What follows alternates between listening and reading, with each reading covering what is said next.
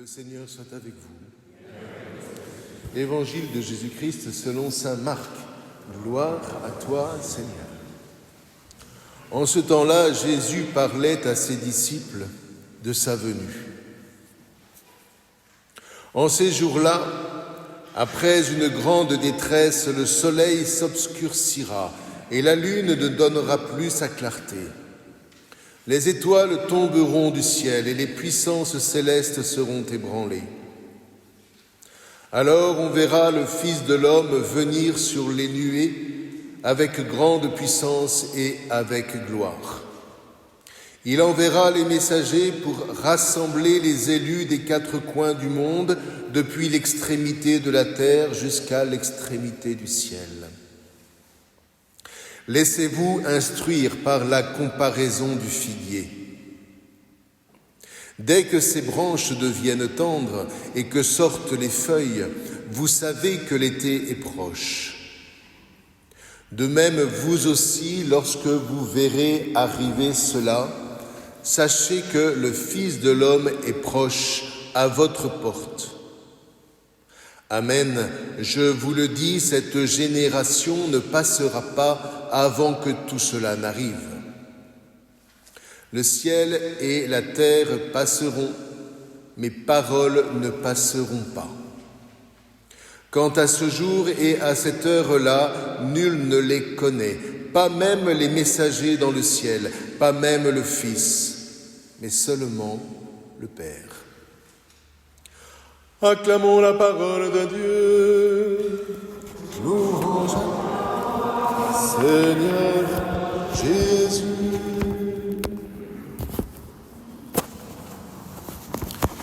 Frères et sœurs, le texte de Daniel évoque la résurrection des morts, la résurrection de tous les morts. Alors oui, il parle de détresse, mais qu'est-ce que c'est que la détresse ? La détresse, c'est le temps de l'esclavage poussé à son comble. La Bible est très attentive au comble du mal. Vous voyez, ce comble, c'est quoi ? C'est le stade où le mal est tel qu'il n'est plus rattrapable.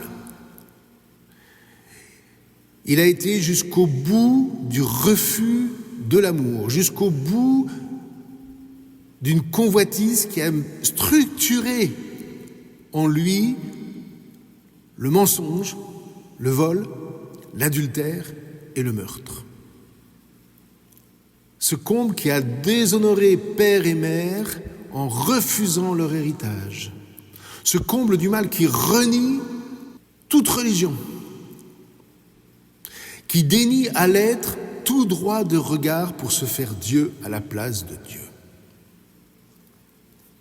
Là, j'espère que vous avez reconnu qu'on a pris le décalogue à l'envers. Vous voyez, voilà le comble de la détresse. Alors, quand ce comble est survenu, que se passe-t-il ? Voilà, dit Daniel, que l'être, le nom de Dieu dans la Bible, c'est l'être. Voilà que l'être se manifeste en une sorte de déflagration de justice. La vie reprend ses droits là où le monde de l'argent roi l'a piétiné, l'a humilié, l'a déshonoré, malgré les appels prophétiques, malgré la présence et l'action des saints. En ce moment, dit Daniel, où le comble du mal sera venu, l'être passera et il imposera un ultime flux d'êtres que ne seront captés que ceux qui auront lutté en eux contre toutes les tentations d'anéantir les appels d'être. D'un côté, il y aura ceux qui auront retenu l'être pour eux-mêmes, qui auront pompé l'héritage des pères pour se le garder, pour le pervertir et pour interdire aux futures générations d'en bénéficier. Voilà la génération mauvaise qui aura détruit la transmission au profit de sa propre jouissance. Alors ceux-là, oui, seront brûlés au feu de l'être, ce feu qui inscrira dans leur chair la déchéance de l'homme satisfait de lui-même, La déchéance du superbe, étouffé par sa propre suffisance, qui s'avérera complètement incapable de le sortir du tohu-bohu dans lequel ces êtres mauvais, structurellement pervers, s'enfonceront sans même être capables d'appeler au secours qui que ce soit d'autre, puisque pour eux, tout autre, c'est l'enfer. Pour eux, ce sera la déchéance éternelle, dit Daniel. En revanche, pour tous ceux qui, même esclaves de ce système perverti de l'intérieur, auront su chanter « Garde-moi, mon Dieu, toi seul est mon refuge ». Pour tous ceux qui auront su écouter la voix de l'être, pour tous ceux pour qui cette voix aura été parlante, vivifiante, alors ceux-là, oui, entendront l'appel ultime de l'être, lui qui est le souverain du temps et de l'histoire. Ceux-là qui auront gardé Dieu à la première place, pour qui Dieu est le premier servi, qui auront conscience d'appartenir à une communauté de vie, pour ceux-là qui aimeront chaque semaine faire mémoire ensemble de la parole vivifiante de l'être, pour ceux-là qui honoreront l'héritage des pères, qui feront le choix de la vie et non pas du meurtre, le choix de la fidélité et non pas de l'adultère, le choix du don de soi et non pas du vol, le choix de la vérité et non pas du mensonge, le choix de la liberté et non pas de la convoitise. Pour ceux-là qui se seront mis au service de l'être, qui se seront offerts en sacrifice, qui auront compris que leur être profond est un être sacerdotal et non pas rivé à soi, mesquin et désenchanté. Pour ceux-là seuls, qui seront habités par les paroles du Christ qui ne passeront pas.